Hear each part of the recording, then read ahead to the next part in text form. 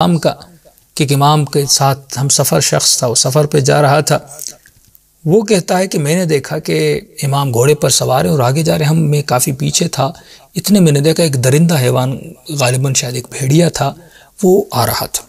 میں اس بھیڑیے کو دیکھ کر ڈر گیا۔ ڈرنے کے بعد میں نے خود کو میں وہاں سے دور ہوا اور میں کسی چٹان کے پیچھے جا کر چھپ گیا تاکہ یہ بھیڑیا مجھ پر حملہ نہ کر سکے۔ اب میں دور سے دیکھ رہا تھا کہ یہ بھیڑیا امام کے ساتھ کیا کرتا ہے، موسیٰ بن جعفر کے ساتھ کیا کرتا ہے۔ کہ اتنے میں نے دیکھا کہ یہ بھیڑیا امام کی سواری کے قریب گیا اور اس نے اپنے دونوں ہاتھ امام کے گھوڑے کی زین کے قریب لائے اور اس نے سر کو جھکایا۔ اتنے میں امام نے بھی اپنا منہ اس کے قریب لے گئے اور ایسے لگ رہا تھا جیسے ان کے درمیان کوئی تکلم اور کلام ہو رہا ہے، آپس میں باتیں کر رہے ہیں۔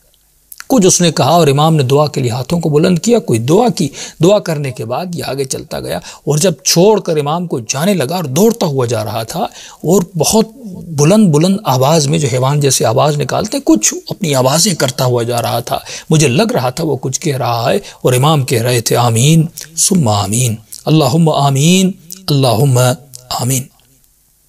تو امام آمین کہہ رہے تھے۔ جب وہ بہت دور ہو گیا تو پھر میں اپنی جگہ سے اٹھا اور اٹھنے کے بعد میں امام کے قریب گیا تو میں نے امام سے پوچھا کہ مولا یہ ماجرا کیا تھا؟ میں تو سوچ رہا تھا وہ آپ پر حملہ کرے گا۔ امام فرماتے ہیں کہ یہ حیوان میرے قریب آیا، اس کی جو مادہ ہے یا اس کی جو بیوی ہے اس کو مسئلہ تھا، وہ کہنے آیا تھا کہ میری بیوی کو بچہ پیدا ہو رہا ہے اور وہ قریب ایک غار میں ہے اور اس کو بچہ پیدا ہونے میں بہت تکلیف ہو رہی ہے۔ اس نے کہا کہ مولا آپ دعا کریں، اللہ آپ کی دعا کو قبول کرتا ہے۔ ایک حیوان کو کتنی معرفت ہے، اس حیوان کی نیت دیکھیں، معرفت ہے، اسے پتا ہے میں کس کے در پہ جا رہا ہوں۔